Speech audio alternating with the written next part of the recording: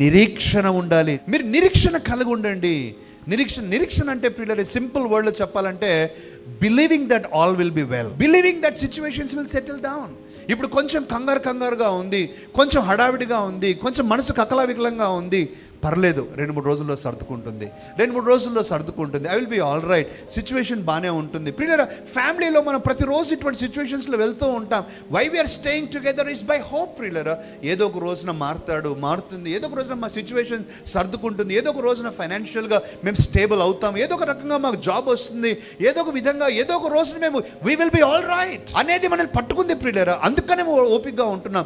సంఘంలో కూడా అదే ప్రియులారా, సంఘంలో కూడా మనకు ఆ నిరీక్షణ ఉండాలి. ప్రియులు, ఒక మాట నేను చెప్తానండి. ఒక మాట ఏంటంటే, మనం ప్రపంచంలో బెస్ట్ ఆఫ్ ద బెస్ట్ చర్చెస్కి వెళ్ళినా కూడా ప్రియులరా, బెస్ట్ చర్చెస్కి వెళ్ళినా కూడా నీకు నచ్చని విషయాలు 1-2 ఉంటాయి. మనకు నచ్చనివి ఏ చర్చ్ అయినా కూడా ప్రియులరా, రేమ చర్చ్ అయినా ఏ చర్చ్ అయినా కూడా ప్రియులరా, నీకు అన్నీ నచ్చవు. ఏదో ఒకటి నీకు అభ్యంతరకరంగా ఉంటుంది. కానీ దాని అర్థము చర్చ్ అంతా బ్యాడ్ అని కాదు. కొన్ని విషయాలు నీకు నచ్చవు, but it's okay, no problem. మనము నిరీక్షణ పెట్టుకొని, ప్రభువా నేను నీ యందు నిరీక్షణ పెట్టుకున్నాను, నాకు క్షేమాభివృద్ధి కలగటానికి నువ్వు నాకు సహాయం చేయమని మనల్ని మనం పెట్టుకోవాలి.